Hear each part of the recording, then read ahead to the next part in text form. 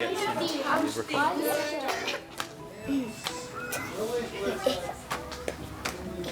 we think about oral language, in essence, we're thinking about how children make sense of the world with their, understanding of what words mean, being able to follow instructions, understanding of early language concepts, being able to express themselves. The No Limits initiative is a part of our cluster with our primary schools and our kinders. Through philanthropic funding, we were able to target oral language and look at improving outcomes. Vacuum? Vacuum? It has number. Yeah, what number's that one? Delayed oral language is when children's language development doesn't follow a typical path in the typical time frame. So children may not use sentences as long as others, they may use substitutions of words, and they may not understand the breadth of vocabulary that other children of a similar age may. Oral language is what we do every day. So it's broken into two bits.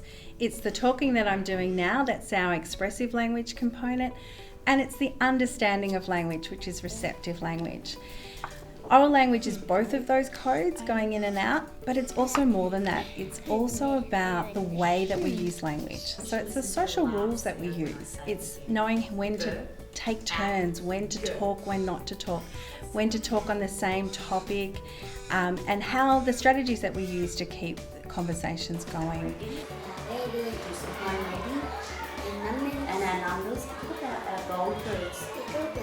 When we play the card game. Often they can't rely on their parents, and that's not a bad thing. It's just that the parents have either had a bad time at school or they don't know how to read and write themselves, and they want the best for their children, but they don't know how to do it. And that's where we pick up.